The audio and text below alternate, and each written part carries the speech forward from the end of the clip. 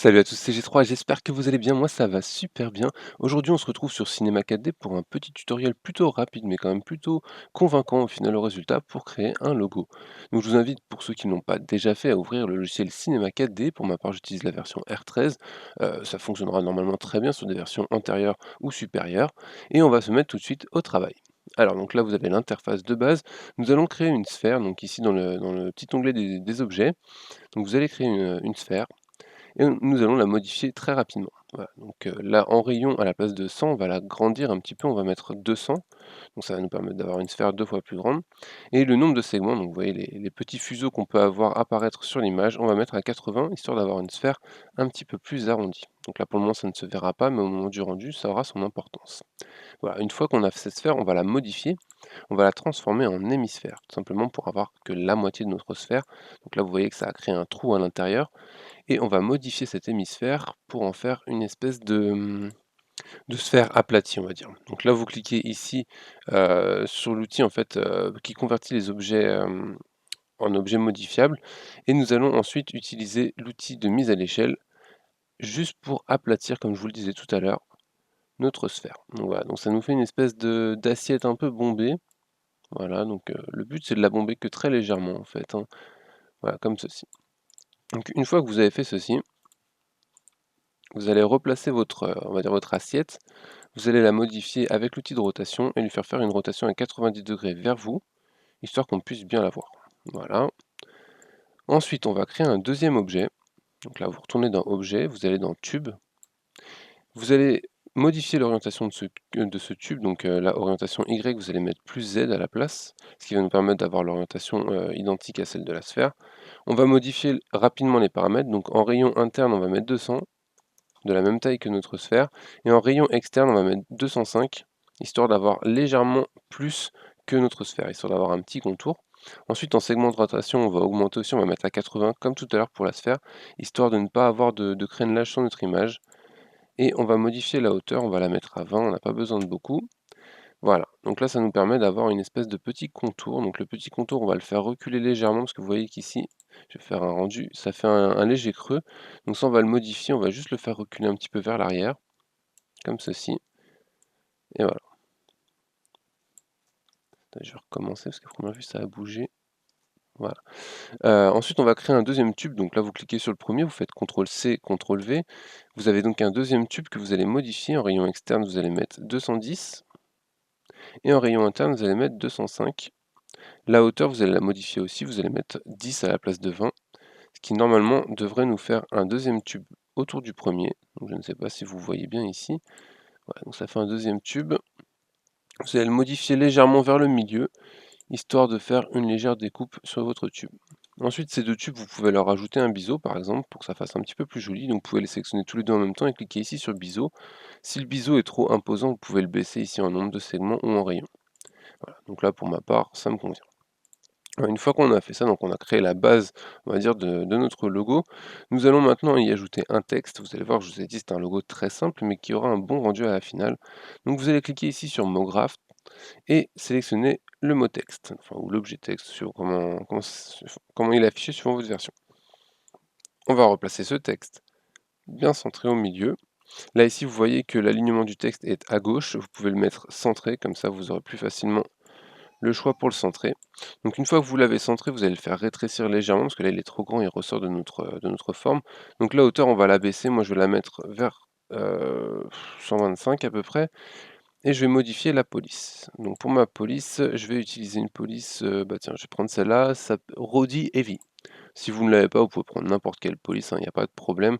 Moi j'en ai pris une au hasard. Donc voilà, donc ensuite vous pouvez bien sûr changer le texte, hein. Donc pour ma part, je vais juste écrire tuto, histoire que tout le monde puisse avoir la même chose. Vous recentrez votre texte, vous n'hésitez pas à faire tourner la caméra avec le petit outil de rotation là-haut, et vous allez l'incruster dans votre logo, voilà, juste pour qu'il dépasse un petit peu, comme ceci. Donc là, il n'est pas très bien centré, encore une fois, je vais le remettre bien droit. Pour être sûr de bien pouvoir le centrer, vous pouvez cliquer ici sur la petite fenêtre, ce qui vous permet en fait de multiplier vos fenêtres et d'avoir différentes vues. Et donc la vue qui nous intéresse, c'est la vue avant, comme ça on a une vue bien à plat, il n'y a pas de perspective dessus. On va pouvoir placer notre tuto. Voilà, donc à savoir que vu qu'on a centré notre texte, le curseur de sélection est pile au milieu et donc là on a l'axe Y et l'axe X qui nous permettent de nous placer directement. Donc là, c'est placé en dessous du texte, donc on va baisser l'axe X quand même, mais l'axe Y est bien aligné, donc là on est sûr d'être bien au milieu. Voilà. Voilà, donc une fois qu'on a fait ça, donc là vous avez vu que c'était quand même du très très basique, on va juste refermer derrière au cas où si on veut animer notre logo, hein, par exemple si on veut le faire tourner sur lui-même, ça va faire compte de voir le texte apparaître derrière.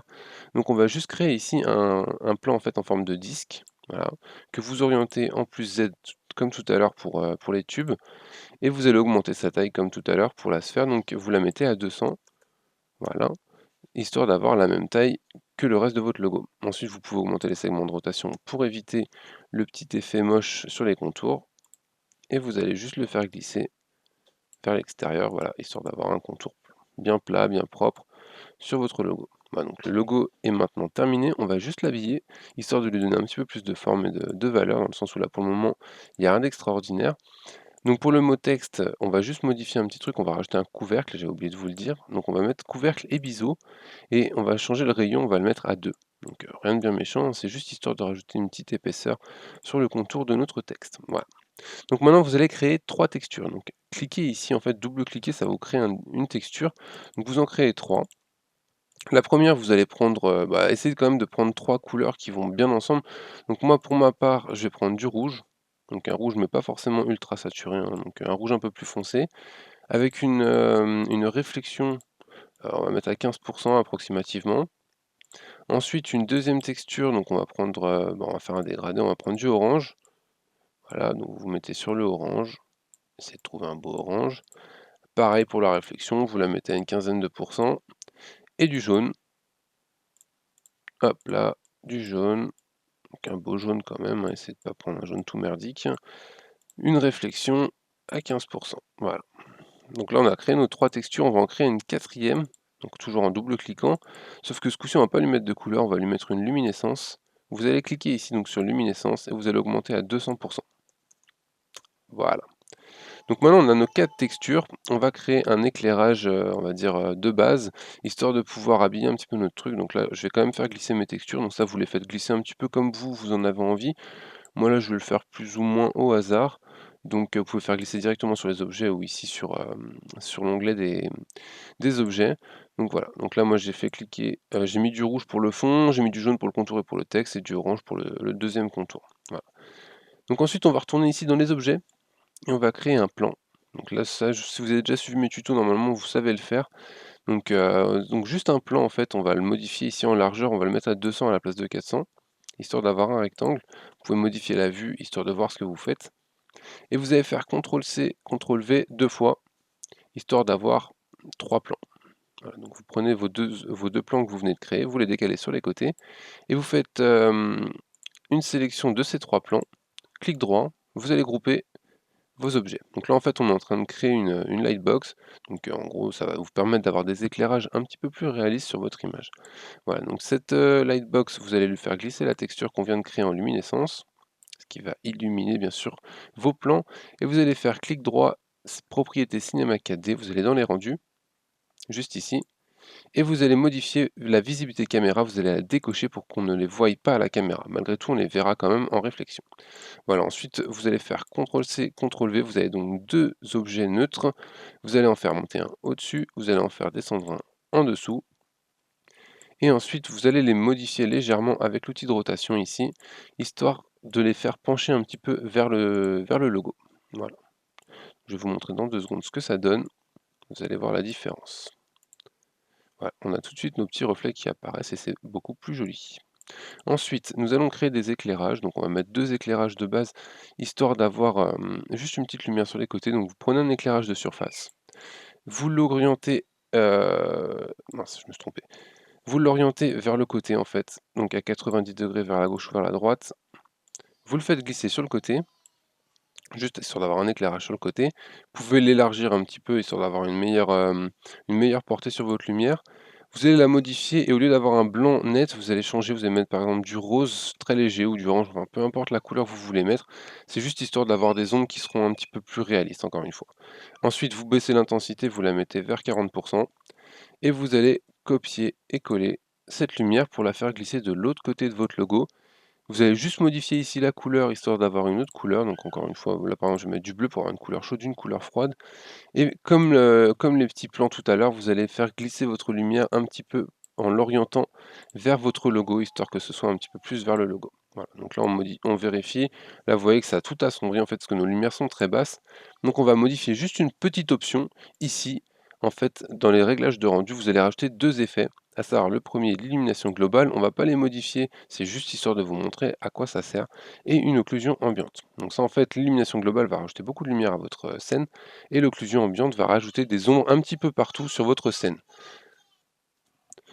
Voilà, une fois que vous avez coché ces 2 options, que vous les avez ajoutées, on va juste changer l'anti-aliasing. Je vous montre les paramètres de rendu rapidement, donc vous mettez au mieux histoire d'avoir une image pas trop dégoûtante.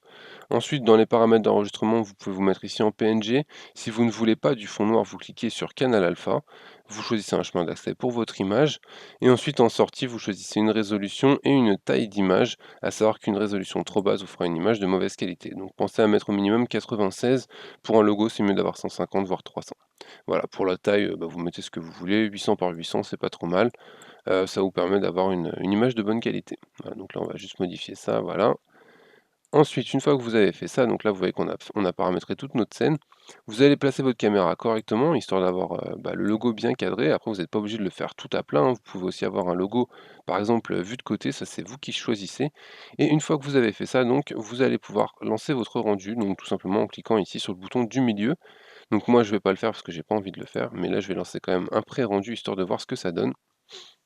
Donc vous avez vu que là, on a mis quoi? On a dû mettre 5 minutes à faire, ce logo. C'est vraiment très rapide et ça va donner quand même un résultat que je trouve plutôt propre et plutôt intéressant. Voilà, donc là, vous voyez que le rendu quand même met un petit peu de temps, hein, ça va mettre quelques dizaines de secondes à se faire, à savoir que plus vous rajoutez cette texture et plus le rendu va être chiant et long. Voilà, donc on a un logo quand même, je vous l'ai dit, hein, très très simple, mais qui une fois utilisé par exemple sur Photoshop, hein, vu que je vous l'ai fait enregistrer en PNG, vous allez pouvoir l'utiliser sur Photoshop, vous allez pouvoir rajouter des effets, donc n'hésitez pas bien sûr à faire tourner, à jouer avec les effets de lumière, avec les effets de réflexion, histoire d'avoir bah, un logo un petit peu différent. Vous n'êtes pas obligé de faire le rendu forcément à plat bêtement, vous pouvez faire un truc beaucoup plus dynamique. Vous pouvez aussi bien sûr, vous amuser à faire une petite intro avec, assez simplement, hein, puisqu'il vous suffit de sélectionner tous les objets que vous avez utilisés pour votre logo, comme ceci. Vous faites clic droit, vous les groupez et ensuite après, bah, vous n'avez plus qu'à poser des petites clés, mais ça je vous l'avais déjà expliqué, histoire de lui faire une rotation, pour votre intro. Voilà. Donc ce tuto est terminé. J'espère que, bah, que ça vous a plu, hein. Comme je vous l'ai dit tout au début, c'était un tuto très simple, histoire vraiment de voir deux trois petites astuces sur, Cinema 4D et pouvoir vous débrouiller pour vos propres logos. Donc bah, n'hésitez pas à m'envoyer vos créations, que ce soit sur, YouTube ou même sur Twitter, hein, il n'y a pas de problème. Je vous donnerai mon avis et j'essaierai de vous donner des conseils, histoire d'améliorer tel ou tel point. Voilà, je vous souhaite à tous une très bonne journée. On se retrouve très bientôt pour une prochaine vidéo. Allez, ciao.